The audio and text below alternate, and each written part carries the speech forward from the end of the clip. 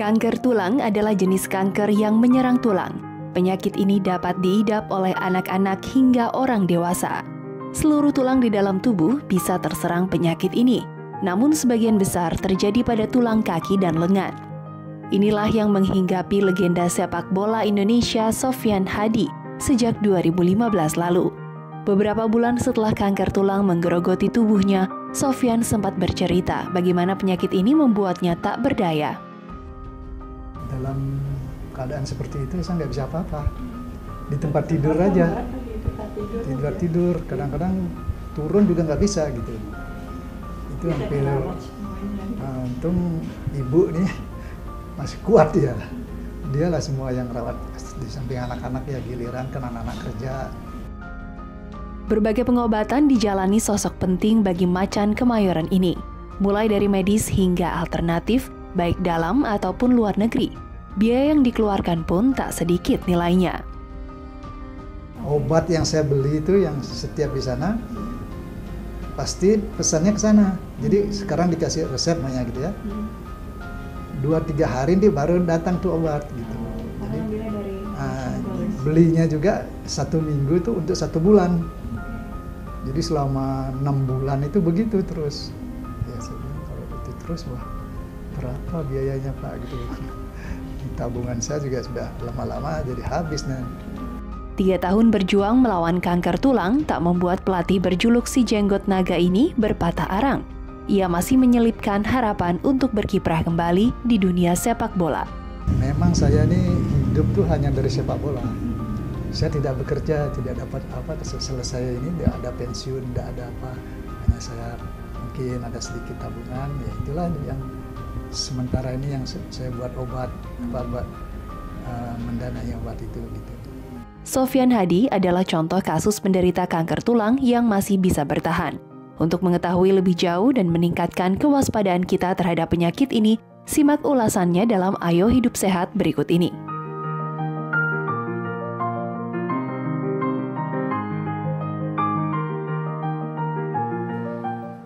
Dan tadi itu adalah mantan pelatih dan mantan pemain sepak bola nih. Legendanya Persija Jakarta ya. Iya, macan Kemayoran nih ya. Dan aku rasa ini suatu hal yang mungkin menjadi populer berat juga. Bagaimana seorang yang dulu gagah di atas lapangan lalu lantas jadi begitu ya. Iya, betul. Saat ini sudah ada bersama kita Dr. Ahmad Fauzi Kemal, dokter spesialis ortopedi. Iya, Dok. Selamat siang, Dokter. Selamat siang. Selamat siang, Dok. Selamat siang. Nah, saya tuh penasaran banget nih, Dok, sama kanker tulang nih ya, Dok ya. Kanker tulang ini itu sebenarnya itu banyak nggak sih untuk di Indonesia ini? Karena kalau saya lihat juga jarang ditemui ya kalau mendengar kanker tulang itu sendiri itu. Jumlahnya 1% dari total. Oh, Dari total, kira-kira dari total keseluruhan. Tapi karena penduduk Indonesia banyak, ya hitungannya jadi banyak. Kalau total 250 juta, ya kira-kira 2,5 juta penduduk yang kemungkinan mengalami kanker tulang.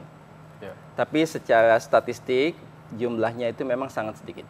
Nah, Dok, hanya 1% saja. Oke, dan kalau untuk penyebabnya sendiri nih ya, kanker tulang ini seperti apa nih, Dok? Sebabnya pasti nggak diketahui. Oke. Tetapi tentu beberapa diduga sebagai penyebab, misalnya kelainan genetik. Oke, dari genetik ya, retinoblastoma syndrome. Yang kedua misalnya. Itu apa, Dok, tadi itu yang? Jadi ada genetik namanya RB1. Nah, dia punya potensi lebih tinggi untuk mengalami kanker tulang. Oke. Nah, biasanya sindrom artinya ada kelainan dengan kanker pada mata, retinoblastoma.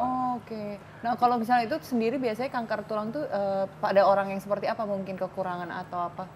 Sebelum itu mungkin saya mau sampaikan dulu sedikit, ini sangat penting. Bahwa kanker tulang itu dibagi 2. Yang pertama itu adalah kanker tulang primer. Yang kedua adalah kanker tulang sekunder. Oke. Kanker tulang primer itu adalah kanker tulang yang tumbuh dari sel tulang itu sendiri. Nah, kanker tulang sekunder itu adalah yang penyebaran dari kanker di tempat lain. Misalnya ada kanker payudara, kanker kelenjar gondok tiroid, kanker paru menyebar ke tulang, itu juga kanker tulang. Tapi kita sebut sebagai kanker tulang sekunder atau penyebaran dari kanker lainnya. Ya. Oke. Tapi nih ada fakta atau mitos nih ya, katanya kanker tulang ini tuh tidak menyebab ke organ tubuh lain, ke bagian lain. Itu fakta atau mitos nih dok? Itu tentu mitos jawabannya. Oh itu mitos, jadi tetap aja kalau kita sudah menderita kanker tulang, terus organ lain yang di tubuh kita bisa terserang juga? Bisa, persis. Jadi sesuai dengan jenis penyakitnya, kanker apapun, dia punya potensi untuk menyebar ke tempat lain. Nah, tentu yang paling banyak itu kalau kanker itu adalah kanker tulang khususnya, yang primer itu menyebarnya ke paru-paru. Oh, paru-paru. Nah, tentu bisa juga menyebar ke tulang belakang atau ke tulang lainnya, bisa juga ke organ lainnya. Kalau untuk mendeteksi kanker tulang tersendiri ini seperti apa nih dok? Kalau kita biasa secara orang awam?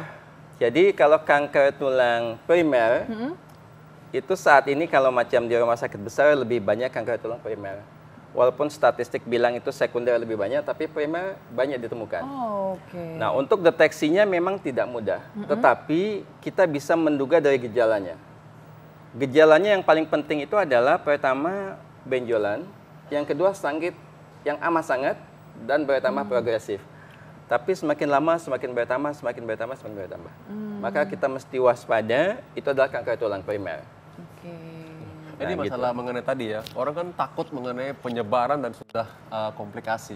Jadi sehingga masyarakat ini kadang-kadang menjadi parno duluan ketika mereka tahu bahwa, oh ini udah nyeri di punggung nih. Katanya ini mereka bilang ini jangan-jangan kanker tulang. Itu fakta atau mitos nih dok? Kalau udah kayak nyeri punggung? Ya, itu mesti diwaspadai sebagai fakta. Kenapa demikian? Karena memang tulang belakang itu adalah salah satu tempat yang paling sering untuk terjadinya kanker tulang sekunder. Oh. Jadi penyebaran dari kanker tulang lainnya. Nah, tetapi dari kanker lainnya maksud saya, tapi kanker tulang primer di tulang belakang pun itu bisa terjadi. Nah, dokter ngomong begini nih, mungkin di antara pemirsa di rumah ada yang lagi duduk langsung megang-megang punggungnya. Iya, nih. kira-kira Sakit nih, punggung jangan-jangan bagian takut mana sih nih dok? lah. Atau bisa semuanya dok? Ya, mungkin nyerinya seperti apa, mungkin yang bisa mengarah ke sana. Ini penting, tapi saya mau bilang begini, kanker tulang primer itu paling banyak itu adalah pada daerah persendian, khususnya sendi lutut. Itu yang daerah sendi lutut ya. Itu yang paling sering. Ya, dan yang sangat menyedihkan itu juga menyerangnya itu adalah pada usia remaja, antara 10 sampai dengan 20 tahun. Nah, lutut itu gimana nih dok? Kalau misalnya kayak sering nyeri lutut atau yang kayak mungkin bisa dibilang katanya rematik ya? Jadi, yang penting itu adalah dua untuk diwaspadai. Pertama, bengkak, adanya benjolan, atau bengkak yang semakin bertambah, artinya semakin lama berjalannya waktu dia semakin nambah. Yang kedua itu adalah nyeri, seperti saya bilang. Jadi nyerinya itu ada, kalau dia nyeri itu nyerinya senut-senut tetapi sangat progresif. Artinya semakin lama semakin bertambah sampai seseorang itu nggak tahan lagi. Nah, berapa lama waktunya tuh biar masyarakat lebih waspada, lebih aware? Ini sangat penting. Jadi kalau kanker tulang primer itu hitungannya itu adalah minggu sampai bulan. Nah, kalau kanker tulang jaringan lunak itu biasanya lebih lama. Tapi kalau kanker tulang primer itu hitungannya itu adalah 1 sampai 3 bulan dia sangat progresif. Oke. Nah, itu hitungannya adalah minggu sampai dengan bulan saja. Tapi kalau kanker tulang sekunder seperti yang ditanyakan tadi, misalnya menyebar ke tulang belakang tentu bisa. Tapi tentu kalau di tulang belakang itu mesti dicari. Kalau kanker tulang sekunder di tulang belakang misalnya itu mesti dicari apakah ada kelainan kanker tulang primernya. Oke, dok. Kalau misalnya fakta mitos selanjutnya nih, benjolan pada tulang itu bertanda kalau dia terserang kanker tulang? Tidak selalu. Itu ada betulnya, ada faktanya. Tapi saya mau bilang faktanya itu tidak selalu semua benjolan itu adalah kanker tulang, itu yang saya mau bilang. Jadi nggak semua benjolan pada tulang itu adalah kanker tulang. Berarti ini mitos ya? Ada faktanya. Ada faktanya juga. Dan itu salah satu gejalanya, tapi tidak semua yang tidak semua benjolan. kanker tulang. Ya, itu kira-kira begitu. Nah, tapi dok, ini ada beberapa mungkin tokoh terkenal yang menderita kanker tulang. Coba kita mau lihat siapa aja. Saksikan berikut ini.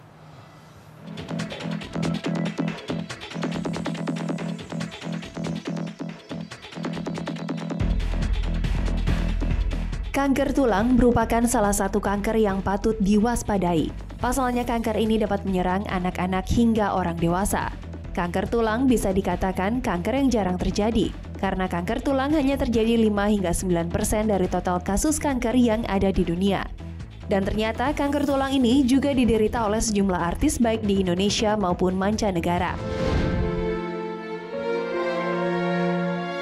Artis pertama yang dikabarkan menderita kanker tulang adalah Yoo Ah-in. Pemeran serial Secret Love Affair ini awalnya hanya melakukan medical check-up bulanan untuk mempersiapkan diri sebelum menjalani wajib militer. Namun hasil pemeriksaan membuatnya terkejut. Pasalnya, sang dokter mendiagnosis dirinya mengidap penyakit kanker tulang. Agensi yang menaungi Yoo Ah-in, UAA Entertainment, belakangan merilis pernyataan yang membenarkan kondisi kesehatan aktornya dan menyatakan bahwa kanker tulang yang diderita Yoo Ah-in merupakan kanker jinak. Terakhir yang juga meninggal akibat kanker tulang yakni seorang pemain basket profesional Amerika Serikat, sekaligus gitaris musik jazz Wyman Tisdale. Tisdale mengetahui dirinya menderita kanker tulang setelah kakinya patah akibat terjatuh di rumahnya di Los Angeles pada Februari 2007 silam. Peraih penghargaan Oklahoma Jazz Hall of Fame pada tahun 2002 ini akhirnya meninggal dunia pada tahun 2009 akibat radiasi dari perawatan kankernya.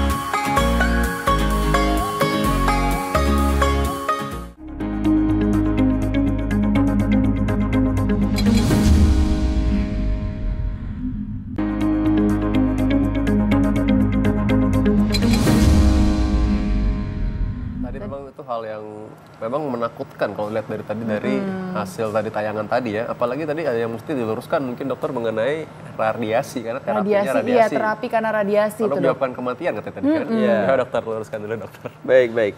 Jadi pemirsa sekalian, itu radiasi memang sangat berguna untuk mengatasi kanker saat ini. Saya mau bilang bahwa biasanya radiasi itu dosisnya, dokter ahli radioterapi itu sudah menghitung dosisnya. Dan tidak menyebabkan kematian. Bahasanya itu tidak menyebabkan letal. Karena fraksi dosisnya itu kecil. Nah, mungkin kematiannya itu adalah disebabkan oleh kankernya itu sendiri, atau ada komplikasi lebih lanjut dari kankernya. Oke, berarti bukan karena radiasinya. Bukan karena radiasinya itu sendiri. Oke, kalau gitu. Nah dok, kita lanjut aja ke fakta mitos selanjutnya nih. Katanya untuk pencegahan nih agar terbebas dari kanker tulang ini, amputasi itu adalah jalan yang terbaik. Itu fakta atau mitos sih dok? Ini fakta pada tahun 1970. Wow. Oke, kalau sekarang nih dok? Sekarang sudah tidak lagi. Sekarang lebih ke arah mitos lah saya mau bilang. Mitos, oke, berarti ini mitos ya dok ya? Lebih kepada mitos saat ini ya, dengan perkembangan keilmuan yang ada. Nah, tetapi saya mau bilang bahwa amputasi itu kadang-kadang diperlukan. Untuk salah satu pengobatan di dalam ilmu kanker itu adalah ada pembedahan, ada kemo. Paketnya kalau kanker tulang primer itu adalah bedah dan kemo. Nah, bedah itu bisa amputasi, bisa kita selamatkan. Bahasanya itu salvage surgery. Nah, saya mau bilang bahwa pada era sekarang BPJS khususnya dan sepanjang pemerintah membantu lah Gakinka, Jamkesmas, sekarang BPJS itu sebagian besar kasus bisa kita selamatkan. Oh ya, baik. Jadi kalau gitu masyarakat jangan takut untuk datang. Jangan takut untuk berobat. Dan mungkin untuk cepat didiagnosis dan berobat, itu mungkin kuncinya. hasilnya lebih baik mungkin ya. Ya, insya Allah begitu. Lazimnya begitu saat ini. Begitu. Oke. Jadi kalau dulu saya mau bilang, kalau dulu itu datang itu hanya tinggal amputasi saja. Karena tumornya sudah sedemikian besar dan sudah pecah. Nah, sekarang biasanya datang lebih awal, kulitnya masih utuh, di kemo 3 kali, bedah, selamatkan, kakinya pasiennya semakin awal datang tentu bisa semakin berfungsi dengan baik. Sebenarnya kalau kita melihat kanker tulang sendiri itu kita bisa mendeteksi dari luar nggak sih, dari sisi luar tulang kita sendiri dok? Bisa kita duga. Dari pola pertumbuhan tulangnya. Jadi kalau kanker tulang itu tumbuhnya dia seperti penabuh beduk. Dia ke semua arah. Nah, jadi tulangnya itu benjolnya itu hampir merata seperti penabuh beduk tuh. Ya. Yang kedua itu semakin lama semakin progresif. Nah, ya itu kuncinya. Kemudian kalau dikasih manipulasi gini maksudnya, diurut, dipijit, dikasih ramuan, maka dia tinggal tunggu pecah aja. Semakin dipijit dia semakin cepat menyebar tumbuhnya. ya berarti. Potensinya menyebar kalau pada kanker yang ganas sekali, seperti osteosarkoma itu di atas 25%.